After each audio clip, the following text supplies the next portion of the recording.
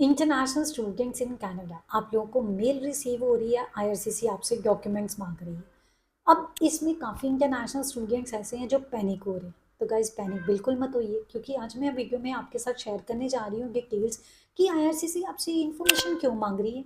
अब इस टाइम पे आपको कौन से डॉक्यूमेंट्स मांगे जा सकते हैं और आपको कौन से डॉक्यूमेंट्स रेडी रखने हैं, ताकि जब भी वो मांगे आप उनके साथ इजीली शेयर कीजिए और किस तरीके से आप शेयर कर सकते हैं। तो वीडियो ने ज़्यादा इन्फॉर्मेटिव, कृपया करके अंत तक ज़रूर देखिएगा। डिटेल इन्फॉर्मेशन चाहते हैं और ज़्यादा से ज़्यादा इंटरनेशनल स्टूडेंट्स के साथ शेयर कीजिए, ताकि उनकी एंग्जाइटी कम हो, क्योंकि मैं कंट्रीब्यूट करती हूँ आपकी एंग्जाइटी लेवल कम करने के लिए। और आप भी शेयर करके इसको और ज़्यादा लोगों को बताइए। और ऐसी अपडेट्स के लिए मेरे चैनल को सब्सक्राइब कीजिए, इंस्टाग्राम पे मेरे को फॉलो ज़रूर कीजिए। सो स्टूडेंट्स, आईआरसीसी आपसे क्यों डॉक्यूमेंट्स मांग रही है? सबसे पहले अगर इसको देखा जाए तो रीज़न है कि आईआरसीसी अपडेटेड इन्फॉर्मेशन चाहती है इंटरनेशनल स्टूडेंट्स की। तो वो देख रहे हैं कि क्या आप पढ़ ही रहे हैं या आप कोई स्टडी परमिट की कंडीशन को ब्रीच भी कर रहे हैं। हो सकता है कुछ लोगों ने पीजीडब्ल्यूपी के लिए अप्लाई किया हो, तब भी उनसे डॉक्यूमेंट्स मांगे जा रहे हो। तो मल्टीपल रीजंस हैं इसके। तो सबसे पहले अगर हम बात करें चेंजेस की, इस साल कनाडा ने ड्रामेटिक चेंजेस देखे हैं इंटरनेशनल स्टूडेंट्स को लेके। वो चाहे साल की स्टार्टिंग में कैपिंग हो, प्रोविंशियल अटेस्टेशन लेटर इशू करना हो, स्टूडेंट्स के वर्क राइट्स को, जो वर्क आवर्स हैं उनको कम करना हो, या जो non S D S stream सबके लिए बन गई है, S D S C remove हो गई है, या डीएलआई चेंज करने की बात करें इंटरनेशनल स्टूडेंट्स की, तो उसको लेके तो काफ़ी चेंजेस आए हैं। तो ऑब्वियसली आईआरसीसी इन सभी चेंजेस के साथ साथ स्टूडेंट्स की इंफॉर्मेशन भी अपने पास अप टू डेट रख रही है। आगे क्या होता था, province is responsible for the education और एजुकेशन प्रोवाइडर, और IRCC is responsible for visa. तो वीज़ा की अपडेट, वीज़ा इशू करना है, उसमें सिर्फ आईआरसीसी का काम होता था। लेकिन जैसे ज़्यादा से ज़्यादा फ्रॉडलेंट एक्टिविटीज़ हो रही हैं, तो इसी कारण आईआरसीसी अब स्टूडेंट्स की जो अकेडमिक परफॉर्मेंस है वो कॉलेजेस या यूनिवर्सिटीज़ जहाँ पे वो पढ़ रहे हैं उनसे भी मांग रही है, और स्टूडेंट से भी डिटेल्स मांगी जा रही है। तो गाइस, कॉलेज यूनिवर्सिटी तो आपकी डिटेल दे ही रही है, आपसे भी अब मेल आपको किया जा रहा है, क्योंकि पहले एलओए से रिलेटेड फ्रॉडुलेंट एक्टिविटीज हुई। अभी भी जो इंफॉर्मेशन आईआरसीसी के पास है, as per media sources 17,000 LOS अभी भी मिसमैच कर रही है इसमें इंफॉर्मेशन। तो हम ये नहीं कहेंगे फ्रॉडुलेंट एक्टिविटीज़ है या फेक एलओए है, इसमें कोई और रीज़न भी हो सकता है, क्योंकि काफ़ी स्टूडेंट्स हैं इंडिया से ही जैसे जाते हैं तो वो अपना डीएलआई चेंज कर लेते हैं। कई ऐसे भी हैं जिन्होंने बोला कि इन्होंने आईआरसीसी को अपडेट कर दिया, लेकिन आईआरसीसी को अपडेट नहीं मिली। कॉलेज से भी उन्होंने पूछा और वो यही बोल रहे हैं कि आपका प्रीवियस कॉलेज ही आईआरसीसी के रिकॉर्ड में है। तो ये काफ़ी रीजंस हो सकते हैं गाइस, इसमें सिर्फ हम फेक एक्टिविटीज़ या फेक एक्ट को लेके बात नहीं कर सकते। तो चलो जो भी है, लेकिन अभी आईआरसीसी ज़्यादा ज़बरदस्त एक्शन मोड पे आ गई हुई है, इसीलिए आपको हर कदम फूक फूक के रखना है। तो अभी वो आपसे डॉक्यूमेंट्स मांग रहे हैं। अब बात करते हैं कौन से डॉक्यूमेंट्स आपके मांगे जा सकते हैं।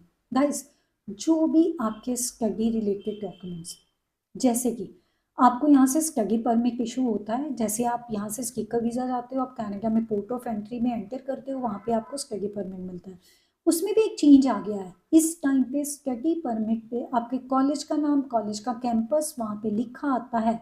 तो अगर आप चेंज करते हो, आपको नया डीएलआई में अप्लाई करना है और फिर नए डीएलआई का नंबर आएगा। नो डाउट इसमें उन्होंने ग्रेस पीरियड दिया है, दैट इज स्प्रिंग और समर, लेकिन उसके बाद आपको जब तक आपका नया स्टडी परमिट नहीं मिलता, आप नए डीएलआई में पढ़ भी नहीं सकते। तो स्टूडेंट्स, मैं तो यही एडवाइस करूँगी, सोच समझ के अपना कॉलेज या यूनिवर्सिटी या प्रोग्राम सब कुछ सोच समझ के चूज़ कीजिए। ये नहीं कि वहाँ पहुँच जाएंगे तो देख लेंगे, ऐसा एटीट्यूड अब नहीं चलेगा। तो आईआरसीसी आपसे ये चीज़ें मांग रही हैं, और डॉक्यूमेंट आपके पास प्रॉपर होने बहुत ज़रूरी है। जैसे मैंने पहले बताया, स्टडी परमिट है वो तो आपको आईआरसीसी की तरफ से मिलता है।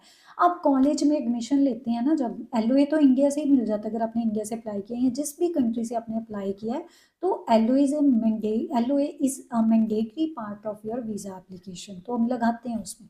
उसके बाद आपको एनरोलमेंट लेटर मिलता है कॉलेज की तरफ से, जब आप एनरोल होते हैं किसी स्पेसिफिक इनटेक में, कंफर्म हो जाता है आपका एनरोलमेंट, तो वो लेटर आपको मिलता है।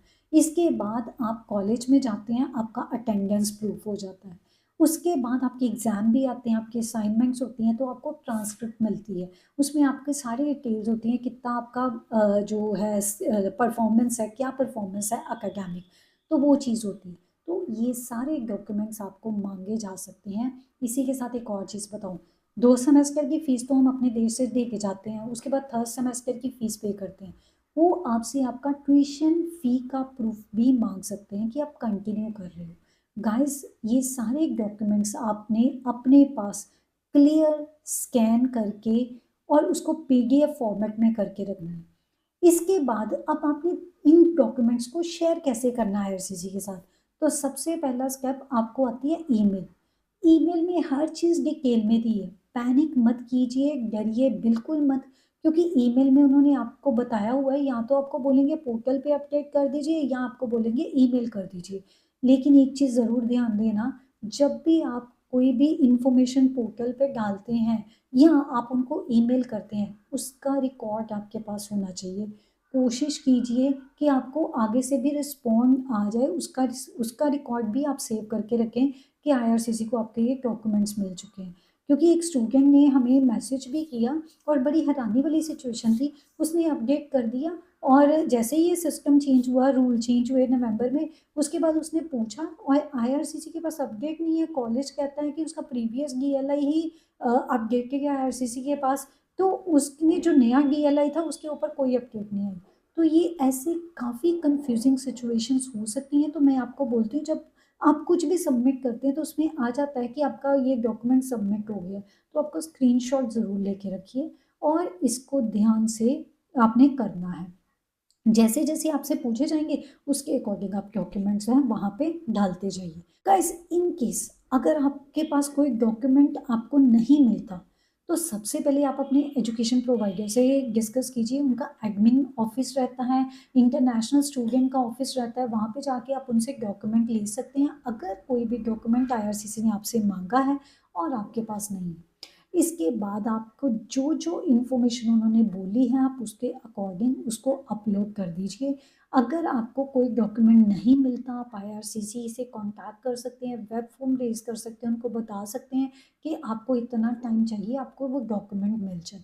और उसी के साथ गाइस, इसको अनदेखा मत कीजिए, क्योंकि आपने आगे वर्क परमिट भी लेना है और उसके बाद आपने पीआर भी अप्लाई करनी है। तो ये कहीं न कहीं नेगेटिव हो सकता है अगर आप आईआरसीसी की ईमेल को इग्नोर करें। और अगर आपको ईमेल्स आ रही हैं आईआरसीसी की तरफ से, अपना इनबॉक्स डेली चेक कीजिए, स्पैम, जंक फ़ोल्डर सब चेक करते रहिए ताकि कोई भी इन्फॉर्मेशन स्किप ना हो। सो गाइज़, ये सारी डिटेल्ड इन्फॉर्मेशन बहुत ज़रूरी है आप लोगों के लिए और आपने इस चीज़ को फ़ॉलो करना है, इसको इग्नोर नहीं करना, जो आईआरसीसी माँग रही है उसको ऑन टाइम देना है। So guys, this is all about today's video बहुत इन्फॉर्मेटिव है, ज़्यादा से ज़्यादा शेयर कीजिए। ऐसी अपडेट्स के लिए मेरे चैनल को सब्सक्राइब कीजिए, मेरे को इंस्टाग्राम पे फॉलो ज़रूर कीजिए।